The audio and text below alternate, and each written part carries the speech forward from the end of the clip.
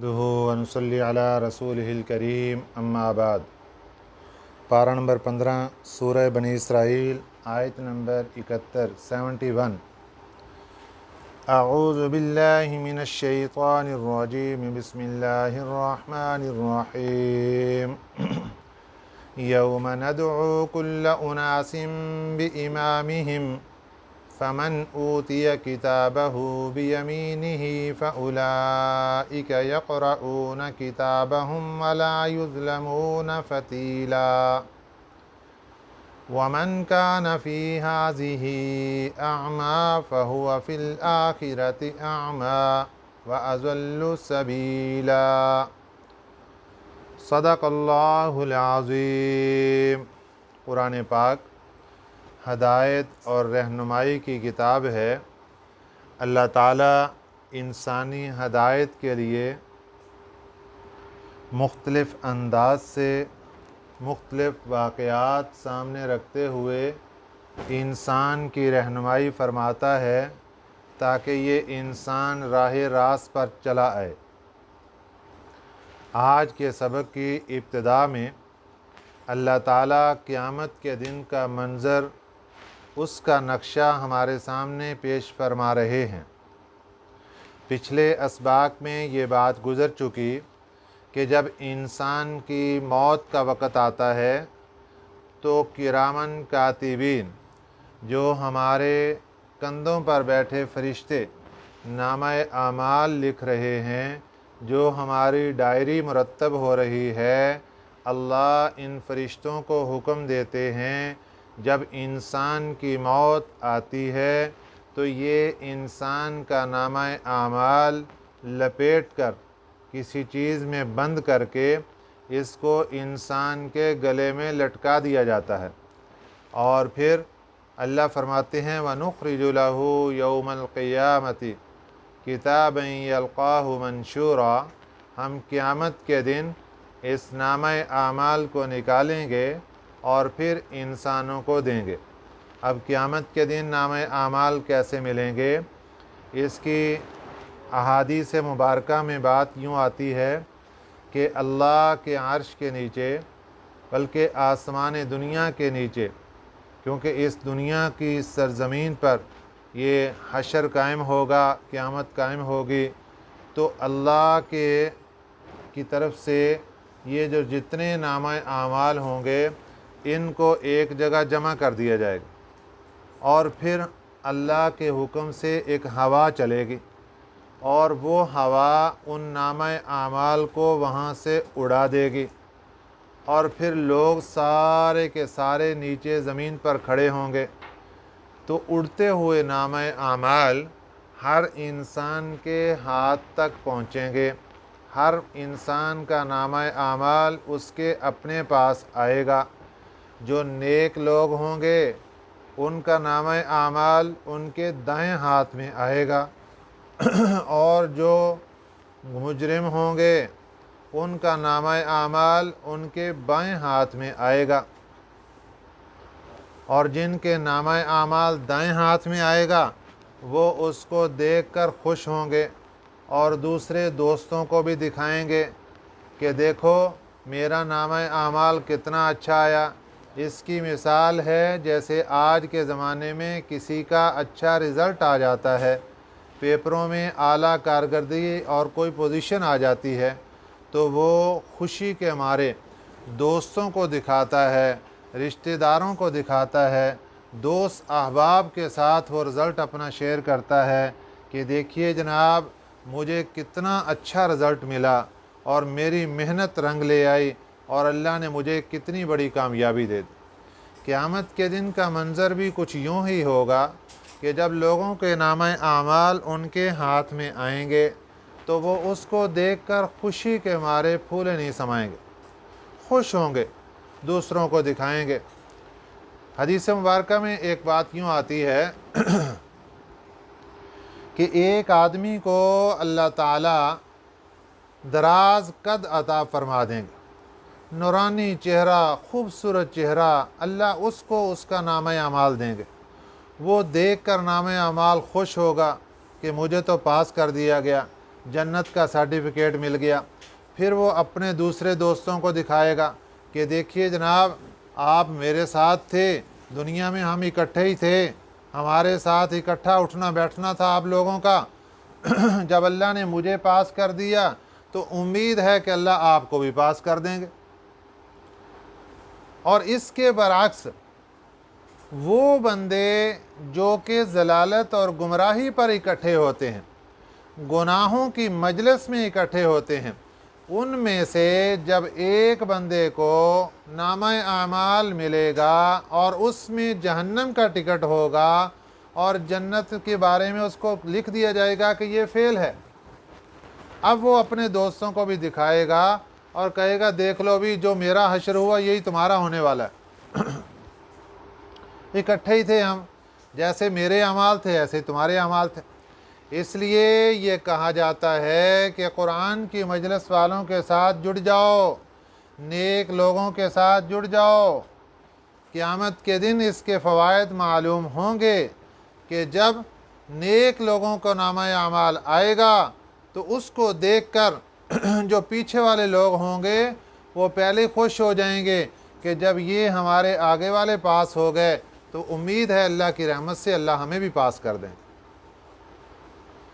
इसलिए दुनिया के अंदर रहते हुए इंसान को चाहिए कि नेक मजालिस इख्तियार करे, कुरान पाक की मजालिस इख्तियार करे, गुनाहों की मजलिस बिल्कुल छोड़ दी जाए और गुनाहों के करीब भी ना जाए।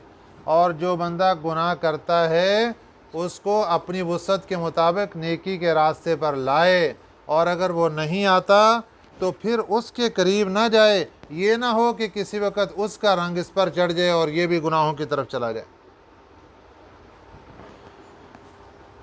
यौम नदउ कुल्ल उनासिम बिइमामिहिम, यौम जिस दिन, मैदान महशर क़यामत के दिन की बात, यौम जिस दिन, नदउ हम बुलाएंगे, कुल्ल उनासिन हर फ़िरके को, बिइमामिहिम, इमाम का एक माना है सरदार, पेशवा। इमाम का एक माना सरदार और पेशवा है। अल्लाह फरमा रहे हैं हम क़यामत के दिन लोगों की जमातों को, फ़िरक़ों को बुलाएंगे उनके इमामों के नाम के साथ। इमाम से मुराद अम्बिया अलैहिमुस्सलातु वस्सलाम, हज़रत ईसा अलैहिस्सलाम के मानने वाले यहाँ आ जाएं, हज़रत इब्राहीम अलैहिस्सलाम के मानने वाले इधर हो जाएं, ये यूँ ऐलानात होंगे। इमाम का एक माना है पेशवा और मुक्तदा, कि दुनिया में लोग जिनको अपना इमाम रहबर समझते रहे, दुनिया में लोग जिनको अपना मुक्तदा और इमाम मानते रहे, उनके नाम से उनको पुकारा जाएगा, फ़लाँ के पैरोकार इधर आ जाएं, फ़लाँ को मानने वाले इधर आ जाएं। एक तीसरी तफसीर ये है कि इमाम से मुराद कुतुब समाविया है, आसमानी किताब है। ऐलान होगा तौरात के मानने वाले यहाँ आ जाएं, इंजील के मानने वाले यहाँ आ जाएं, कुरान पाक को मानने वाले इधर हो जाएं और ज़बूर को मानने वाले इधर आ जाएं। ये खुशखबरियाँ होंगी। ऐसे कुतुब समाविया के ज़रिए भी बुलाया जाएगा। और पेशवा और इमाम के नाम से भी बुलाया जाएगा। दुनिया में बहुत से लोगों ने इमाम ज़लालत इख्तियार किया हुआ है, गुमराह इमाम, उसकी इक्तदा के अंदर चलते हैं। जैसा कि ये कादियानी लोग देख लो, ये मिर्ज़ा ग़ुलाम कादियानी के पीछे भागते हैं, तो ये इमाम ज़लालत के पीछे भाग रहे हैं। कल क़यामत के दिन इमाम ज़लालत का नाम लेकर इनको कहा जाएगा सारे इधर जमा हो जाओ, और फिर इमाम ज़लालत को आगे आगे चलाकर फिर उनको जहन्नम के अंदर फेंक दिया जाएगा सबको। और एक रवायत ये है कि यहाँ इमाम से मुराद माबूद हैं, माबूदान बातिला हैं, झूठे माबूद, जो लोग सूरज की, चाँद की और दीगर चीज़ों की पूजा करते थे, उनके माबूद मुतशक्किल सूरत में उनके सामने खड़े कर दिए जाएंगे। आ जाओ भी यहाँ लाइनें लगाओ। वो सूरज की पूजा करने वाले सूरज को देखकर उसके पीछे लाइनें लगा लेंगे सारे। अब लाइन चलाई जाएगी, सीधी जाकर जहन्नम के अंदर फेंक दी जाएगी। तो इस तरीके से ये फैसले होंगे क़यामत के दिन। और एक रवायत मुफस्सिरीन इकराम फरमाते हैं, जो कि सबसे ज़्यादा राजे है, कि यहाँ पर इमाम से मुराद नामे आमाल हैं। यौम नदउ कुल्ल उनासिम बि इमामिहिम, जिस दिन हम पुकारेंगे हर फ़िरके को बि इमामिहिम, उनके नामे आमाल के साथ। नामे आमाल के साथ पुकारा जाएगा। अच्छे नामे आमाल वाले यहाँ आ जाएं, बुरे वाले इधर आ जाएं। फ़मन ऊतिया किताबहु, फ़मन जो शख्स, ऊतिया दे दिया गया, किताबहु उसका नामे आमाल, बियमीनिही उसके दाएं हाथ में। खुश नसीब बंदा वो जिसका नामे आमाल उसके दाएं हाथ में दे दिया गया। फ़उलाइका यक़रऊन किताबहुम, फ़उलाइका ये वही लोग होंगे, यक़रऊन जो पढ़ेंगे, किताबहुम अपने नामे आमाल को खुशी के साथ पढ़ेंगे, बार बार पढ़ेंगे। वाह, अल्लाह ने रहमत कर दी, क्या ही अच्छा रिज़ल्ट मिल गया। जैसे आज जिस बच्चे का रिज़ल्ट अच्छा आ जाए, बार बार उसको देखता है, फ़लाँ बुक में कितने नंबर आ गए, फ़लाँ में कितने आ गए, फ़लाँ में कितने आ गए। और जिसको फेल कर दिया जाए, वो कोशिश करता है कि इसको छुपा के कहीं गटर के अंदर फेंक दिया जाए, कोई देखे भी ना इसको कि क्या चीज़ है ये। ऐसे ही क़यामत का मंजर होगा। जिनको नामे आमाल दाएं हाथ में मिल गया, वो खुशी से पढ़ेंगे। वला युज़लमून फ़तीला, और नहीं जुल्म होगा उन पर एक धागे के बराबर भी। फ़तील कहते हैं खजूर की गुठली के पेट के अंदर जो बारीक सा धागा होता है। अल्लाह फरमाते हैं इतना भी किसी के ऊपर जुल्म नहीं होगा क़यामत के दिन। वमन कान फ़ी हाज़िही अअमा, अब ये जो नामे अमाल दाएं हाथ वाला उसका तज़किरा तो आ गया, और दूसरा जो बाएं हाथ वाला है उसका अल्लाह ताला ने यहाँ पर तज़किरा और अल्फाज के साथ फरमाया। ज़रा सुनिए क्या फरमाया। वमन कान फ़ी हाज़िही, वमन और जो शख्स, काना है, फ़ी हाज़िही इस दुनिया की ज़िंदगी में, अमा अंधा जो इस दुनिया की ज़िंदगी में अंधा है, फ़हुआ फ़िल आखिरति अमा वो आखिरत की ज़िंदगी में भी आमा अंधा होगा। जो दुनिया में अंधा है आखिरत में भी अंधा होगा।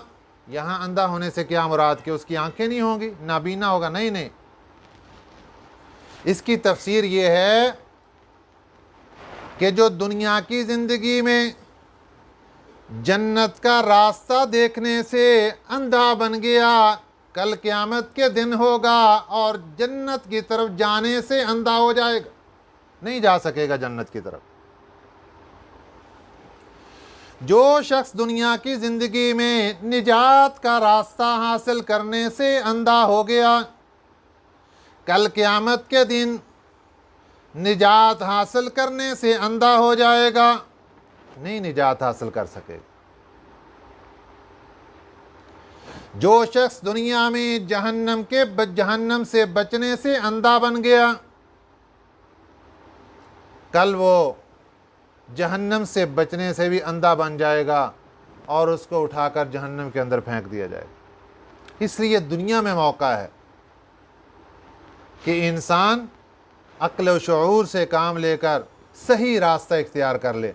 अब दो रास्ते आ गए, एक दुनिया की ज़िंदगी का, फरमाया जो यहाँ अंधा, वह हुआ फिल आखिरति आमा, वह आखिरत में भी अंधा, वह अज़ल्लु सबीला, और बल्कि आखिरत में तो यूँ होगा, वह अज़ल्लु और ज़्यादा गुमराह होगा, सबीला रास्ते से, ज़्यादा गुमराह रास्ते से, आखिरत का रास्ता ज़्यादा गुमराह होगा। क्या वजह? दुनिया के अंदर اگر کوئی بندہ گمراہی پر ہے اس کا سیدھے راستے پر آنے کا امکان باقی ہے جب تک اس کی زندگی، اور جب دنیا کی زندگی وہ شیطان کی فرما برداری میں لٹا گیا، اب اس کی دنیا کی زندگی کے ساتھ آخرت کی زندگی بھی ختم ہو گئی، آخرت کی زندگی میں واپس اس کا لوٹنا ممکن نہیں رہا۔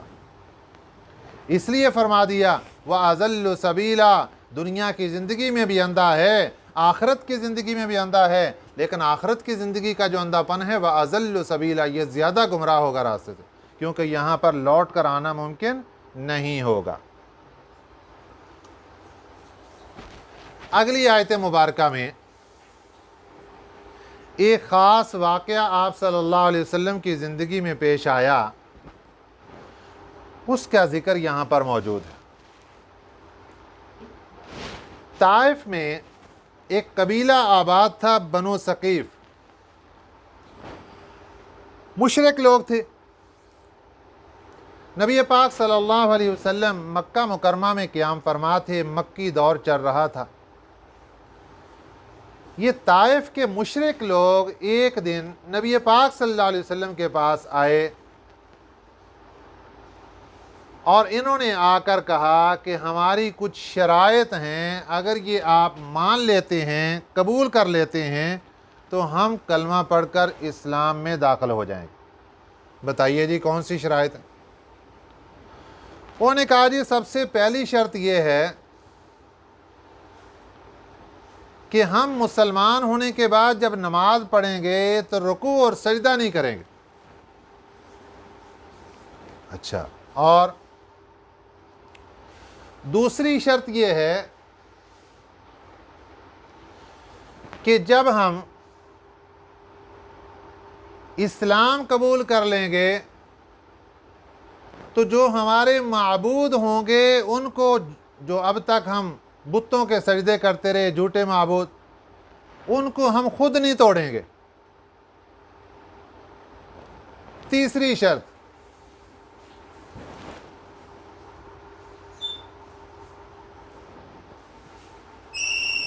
آپ ہمارے ساتھ ایک یہ رعایت رکھیے کہ 1 سال تک ہمارے وہ معبود توڑے نہیں جائیں۔ ہم ان کی عبادت تو نہیں کریں گے، لیکن ان کے پاس آنے والے جو نذرانے اور پیسے ہوں گے وہ وصول کریں گے اور فائدہ اٹھائیں گے ان سے۔ اور ایک شرط یہ ہے کہ ہم جس بستی میں رہتے ہیں آپ ہماری بستی کو بھی حرم کا علاقہ قرار دے دیں، جس طرح مکہ مکرمہ کے ارد گرد سارا حرم ہے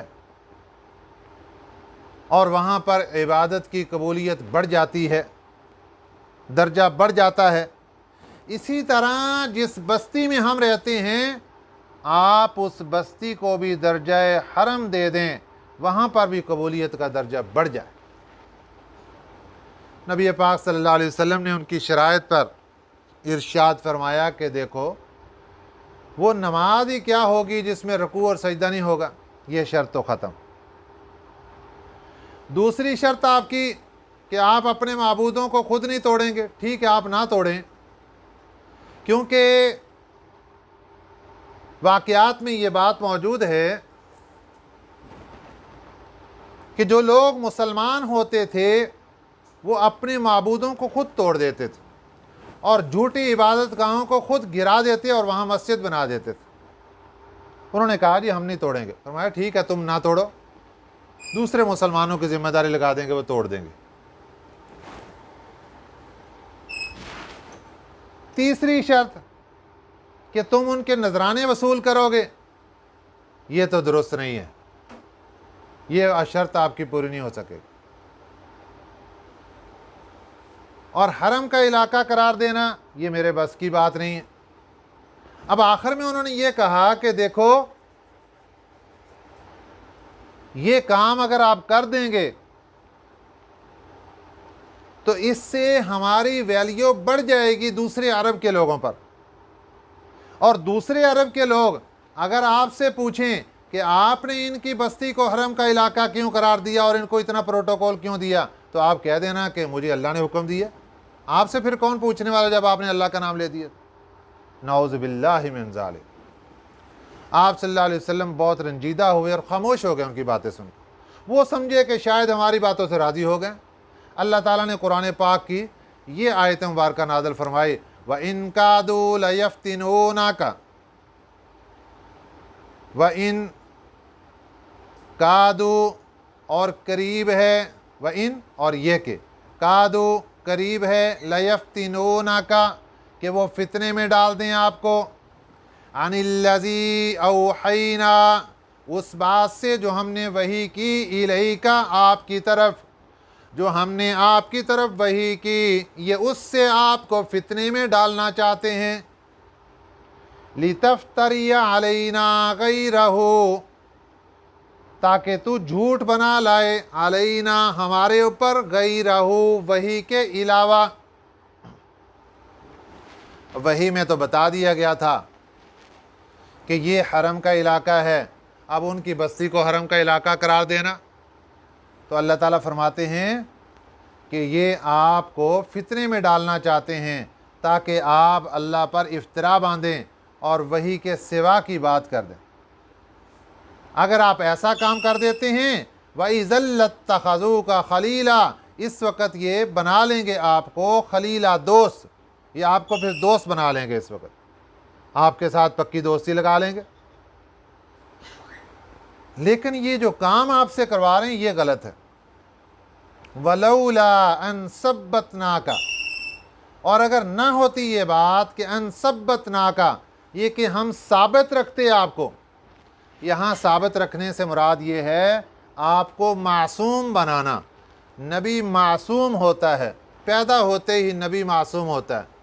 मासूम उसको कहते हैं कि गुनाह जिसके करीब ना जाए, और इससे छोटा दर्जा होता है महफूज का।